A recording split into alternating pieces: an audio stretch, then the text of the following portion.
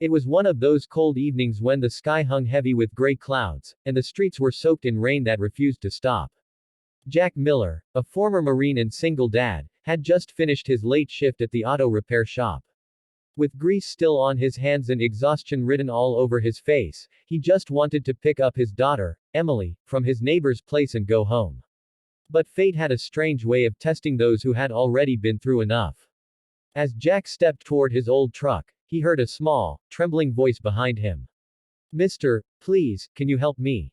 He turned around to see a little girl, no older than 9, standing there in soaked clothes, clutching a backpack to her chest.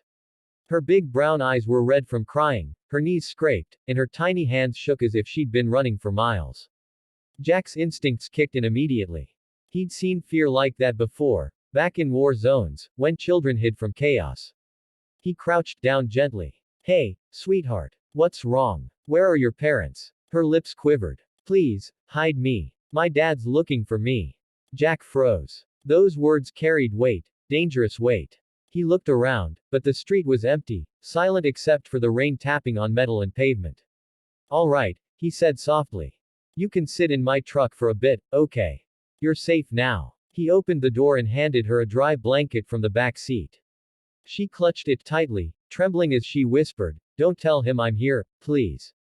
Jack's mind raced. He wasn't the kind to get involved in family issues, but something about the way she said it, the fear in her eyes, told him this wasn't just a runaway tantrum. He started the truck heater, trying to calm her down.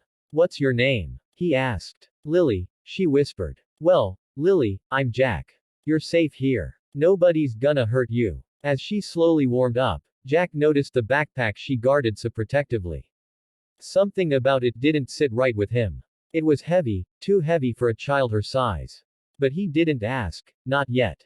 He called the local sheriff's office from his phone, not to report her, but to quietly ask if there'd been any missing child alerts. Before he could finish the call, headlights flashed across his windshield. A black SUV pulled up fast, and a tall man stepped out, shouting, "Hey, have you seen a little girl around here?" Jack's gut clenched. The man's voice wasn't that of a worried father, it was cold, almost furious. He had the tone Jack had heard in men who used fear to control others. "Can't say I have," Jack replied evenly, stepping slightly in front of the truck door. The man's eyes flicked toward the vehicle, narrowing. "If you see her, you better tell me. She's my daughter, she ran off with something that doesn't belong to her." He left those words hanging in the air before getting back into the SUV and driving away fast. Jack's heartbeat slowed, but his mind didn't. He looked back at Lily. She was shaking, tears streaming down her cheeks. "Please don't make me go back," she whispered. "He's not my real dad, he took me." Jack's chest tightened. "Took you? What do you mean?" She hesitated, then unzipped her backpack. Inside was a small teddy bear, an old photo of her real family, and a thick envelope stuffed with cash and documents. Jack's breath caught when he saw the seal on the papers. It was the emblem of a child protection agency. Then it hit him. This wasn't just a scared kid running away from home. This was a kidnapping. The man wasn't her father. He was using her for something big.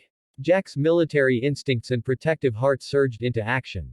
He locked the truck doors and called the sheriff again, this time explaining everything. Within minutes, he was driving toward the nearest police station, keeping one hand steady on the wheel and the other reaching back to reassure Lily.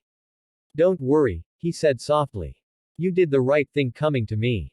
As they drove, she told him everything, how the man had taken her from a foster home, how he made her deliver envelopes to business partners, and how she'd overheard him talking about selling something important. She didn't understand much, but Jack did. It was a trafficking operation, and this little girl had just escaped it.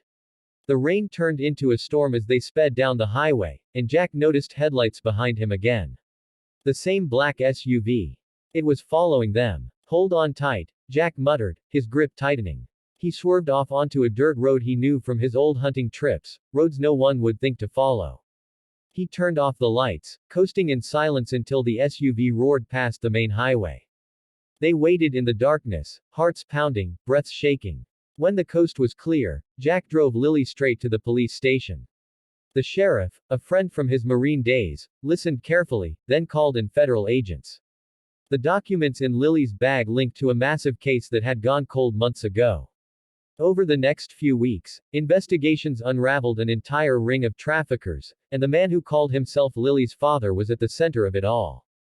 Jack testified, standing tall in court, while Lily sat safely in a nearby foster home, this time, protected. Months later, on a warm spring afternoon, Jack received a letter. Inside was a drawing, two stick figures holding hands. Underneath, in a child's messy handwriting, it said, "Thank you for saving me, Daddy Jack."